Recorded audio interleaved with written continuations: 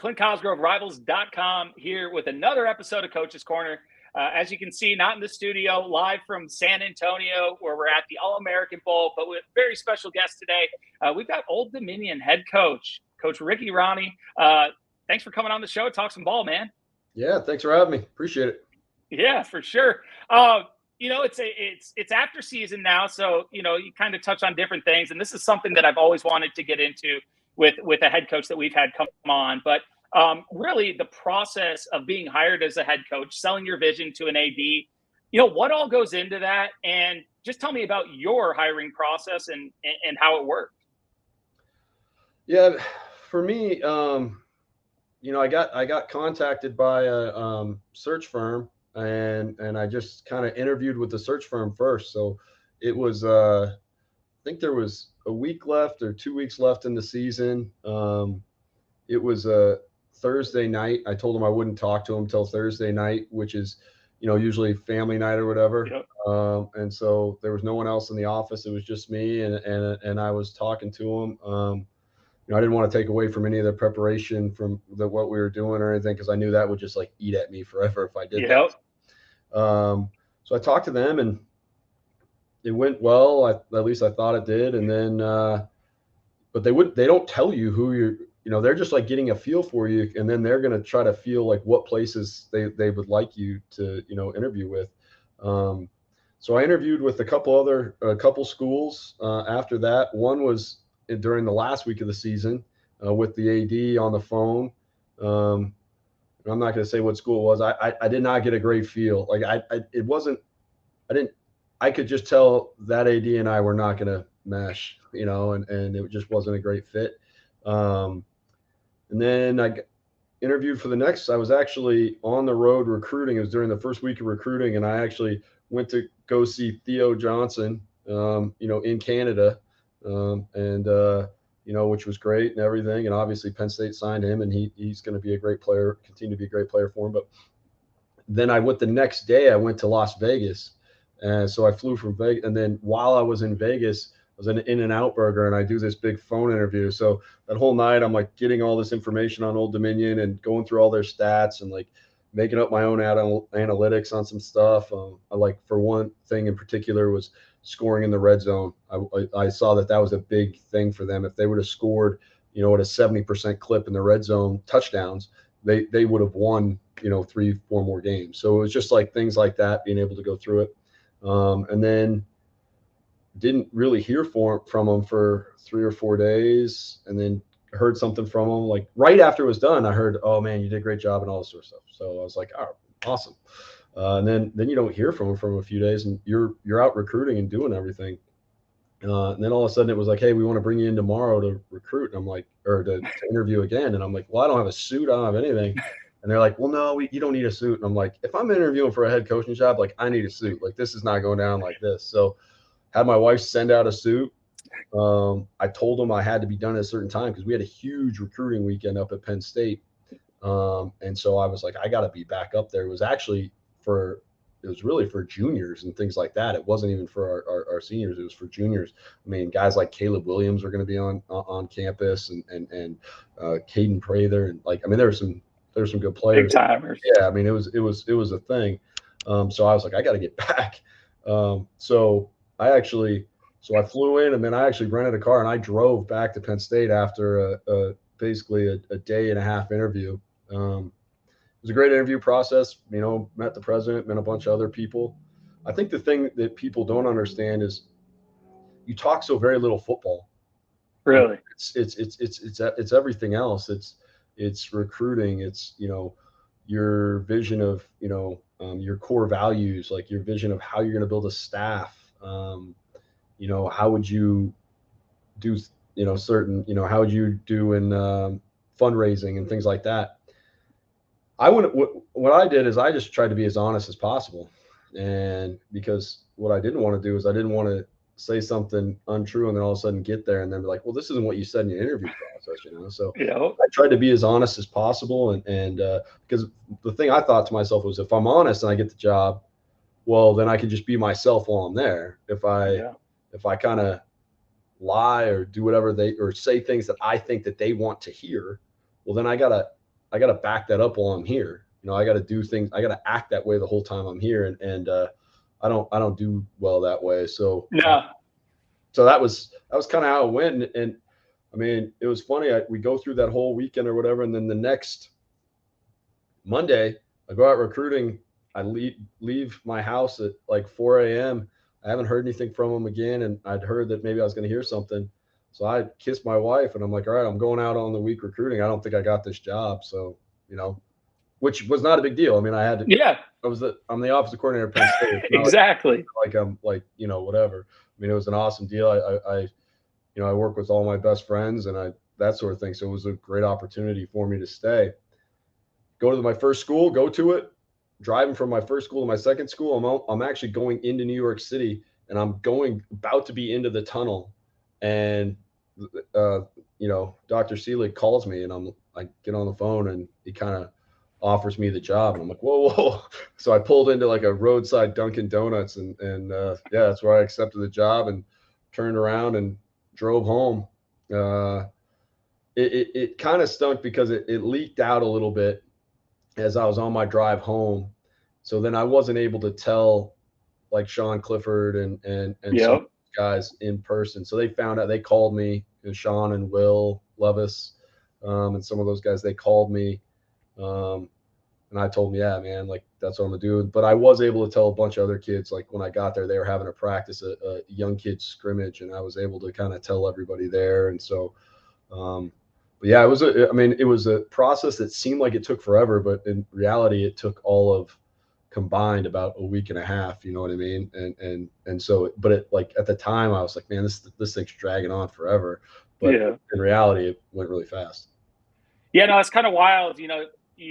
I guess in the coaching world, you're so focused on your day to day and, where you're at. But at the same time, in the back of your mind, there's other opportunities and everything that's out there. You weren't always a guy who was like, your end game was head coaching, was it? No, I mean, I always told people I didn't want to be a head coach. I mean, and it's funny because some of the reasons why I didn't want to be a head coach are true. And I think guys need to know that. I mean, you don't get to do as much football in terms of pure X's and O's. Now you do different football. There's more about how the overall thing of how you want it to work. There's more about how you want the practices set up, how you want the team to look from a day-to-day basis and things like that. But in terms of just pure X's and O's, you don't do as much. And if you're not calling the plays and not doing that, which I didn't. So I just think that that's something that was a little unusual for me. Your day-to-day things, you're doing different things. And the great part about it is you get to develop relationships with more people, more players for sure, right? I mean, players on both sides of the ball, you get to really know them really, really well. I have a guy in here all the time and sit with them and talk with them. That's awesome. But, I mean, I love coaching ball. Yeah. And the actual X's and O's part of it, I miss. Now, the coaching, if it's a special teams drill, my guys know they're about to get coached up by the head coach. Yeah. Because that's my time to be able to do some things still. So, I love that part of it and being able to do those sort of things. So it is different though. And I think that that was why I didn't necessarily always want to do that. But I remember taking a trip. I've told the story before. I took a road trip. I was in my 2005, I think it was, maybe it was 2006, Siena. When you're a big time coach, you get a minivan, I guess. But I was in that, and we're driving, and we're actually going on our baseball tour with my family, and we're in the middle of Canada. We're going from Toronto to Detroit, and everyone else's earphones are on, or sleeping, whatever. And I just got time to think about all the great experiences I had with, learning from Coach Franklin, which, you can learn a ton from him in terms of, just energy and detail and direction of the program. Obviously recruiting, but like just how to plan a practice, how to deal with kids and those sort of things.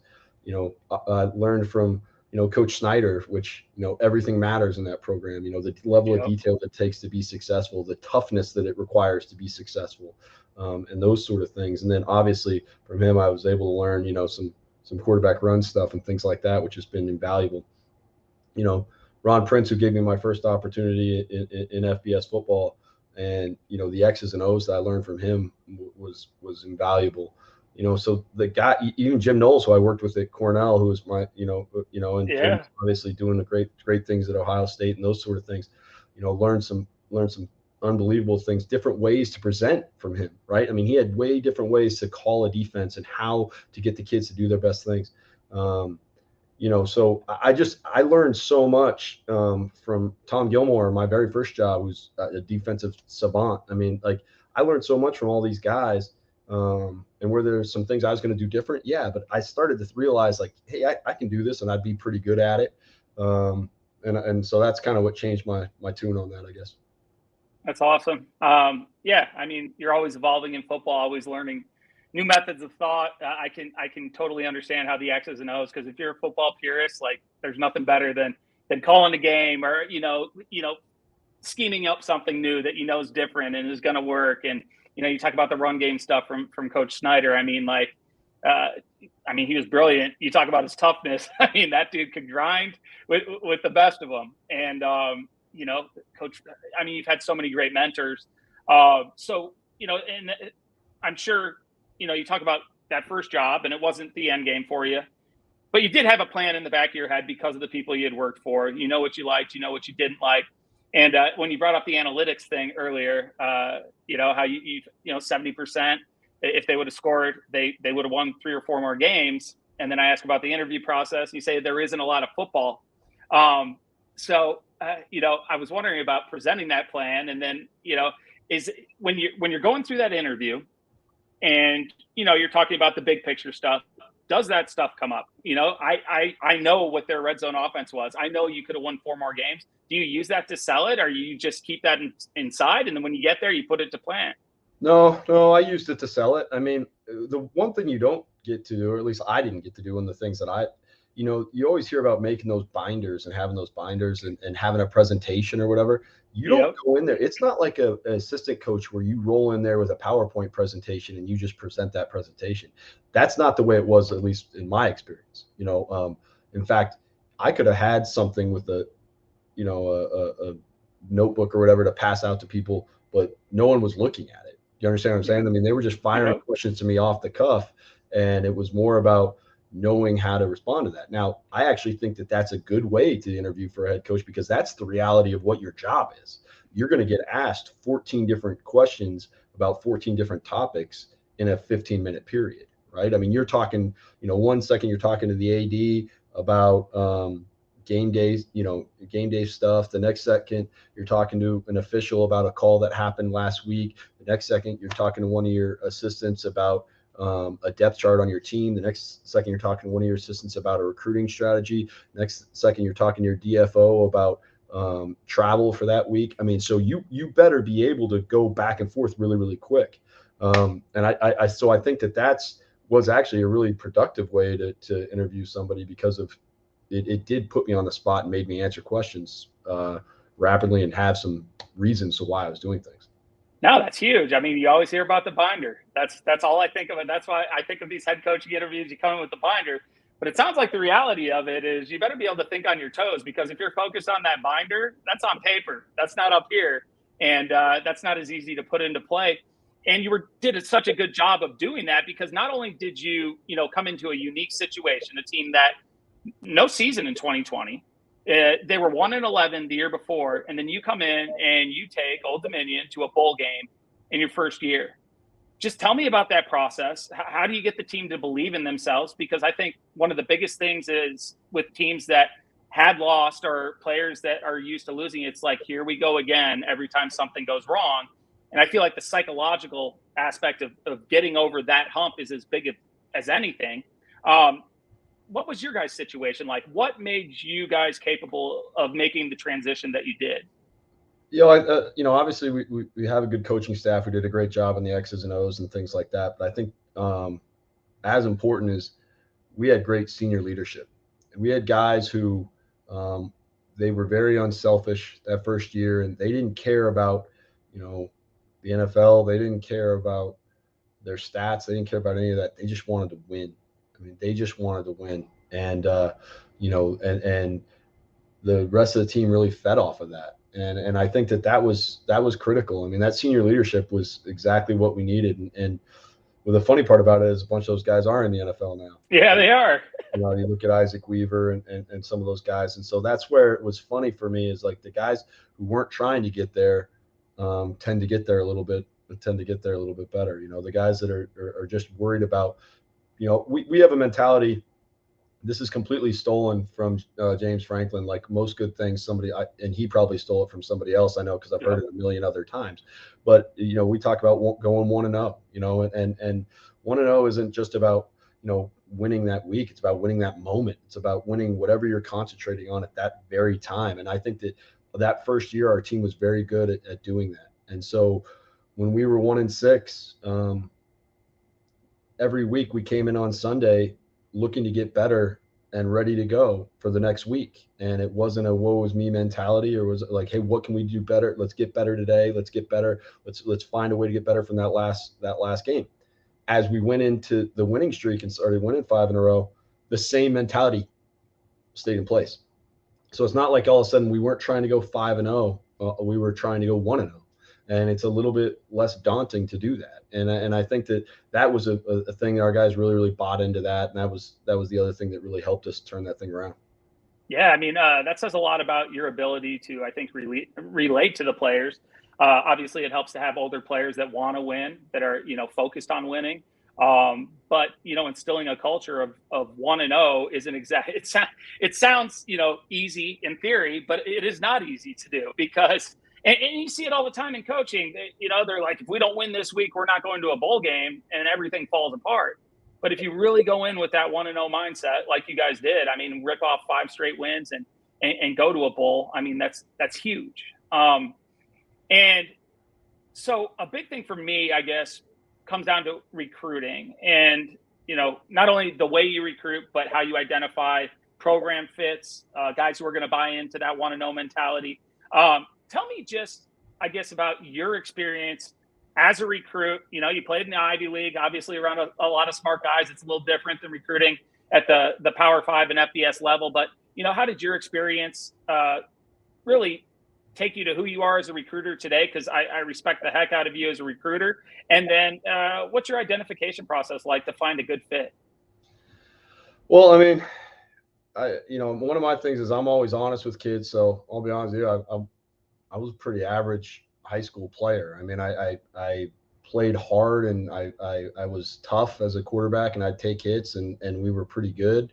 But my release was horrible. I was skinny, and I was a pretty average athlete. You know what I mean? If it would have been today, I don't even think I would have gone to the Ivy League, because I wasn't enough of a dual threat guy. Now, I grew into being a better athlete as I got older, but I still, I mean, no, there wasn't anybody afraid of me pulling it down and running. You know what I mean? You did throw for over 3,000 yards, though. I did that. And one thing we did do, even in high school, is I threw the ball a lot, right? So we threw the ball. I mean, even back, this is 1997 in Colorado, and I threw for over 3,300 yards and 33 touchdowns and whatever. So we did some. I mean, so that helped, and my head coach Tom Thinnell, I mean, he's developed a lot of pretty good quarterbacks, and he was able to, I mean, the guy after me threw for 11,000 yards in his career. So when they broke your records, when they really got somebody a little bit more talented, things really took off. So, but no, I mean, so I didn't really get recruited highly. It was really just Ivy League schools, and I always tell people this, like, I didn't have, my sights were not, my dream school was Northern Arizona. I mean, my absolute dream school. Really? Yeah. Like that's where, like, my sights were not real high. I mean, I'm nothing against Northern Arizona, because I mean, it's an unbelievable place. I wanted to go someplace where I could play in a dome, so I didn't have to worry about the snow or whatever, and then still be able to ski. And like that to me was like, Flagstaff is it. Yeah, like this is what are we talking about? It's the greatest place on earth. So they did not recruit me. So it was between Ivy League schools. And really it came down to, Harvard canceled my trip the day before. They canceled my trip on Thursday night at about, 10 p.m. Oh, that's always a great way. Yeah, Dartmouth canceled my trip about the same time, about Thursday. They did a real good thing. I told them I wasn't taking a trip there because I didn't want to go there. And then they questioned my toughness because I boxed in high school too. And they're like, I thought you were tough. You're like a boxer and everything. And they're like, if you're not even tough enough to come up here. I'm like, what? Like, and they mind tricked me into thinking I wasn't tough. So I needed to come up there. And then they canceled my visit 2 days before. So that was fun. So and then, so it was really between Brown and Cornell. It's funny. I took my recruiting trip to Cornell. They didn't even have a head coach. So Pete Van Gurian was hired after I got there. And then Really? he called me the day he got the job and was like, hey, and I was like, all right, yeah, I'll come. It was, one of those sort of Off things. to Ithaca.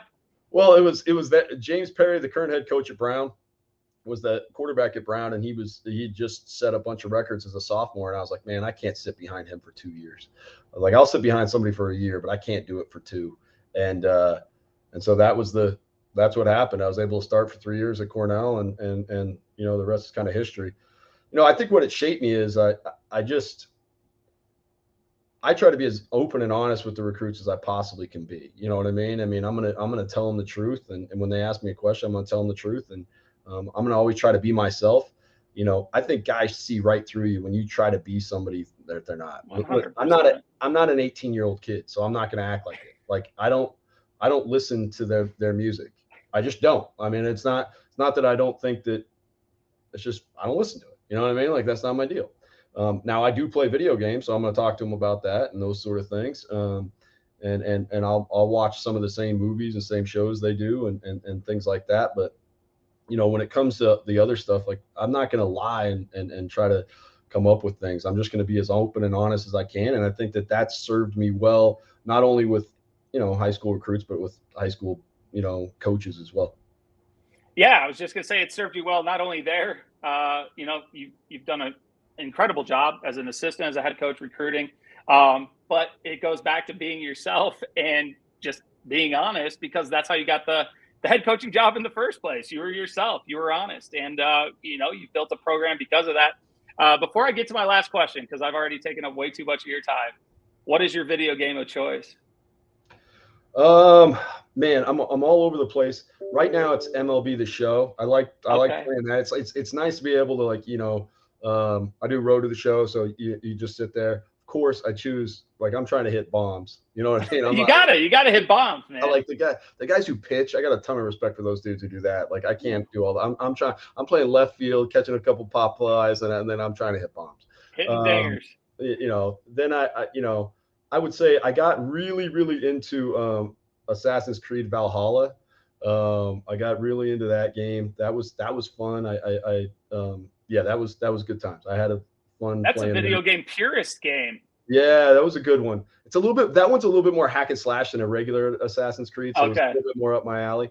And then, but my son's like, my son and I will play FIFA. One of my sons is huge into hockey, so we play NHL. I'll play 2K against my oldest son all the time, which I used to be able to get him, but like he's got it timed up pretty well, especially Darius Garland. He's unbelievable with Darius Garland. Like, I can't cover him. He does step back threes all the time. I'm like, this is unbelievable. This is not fair.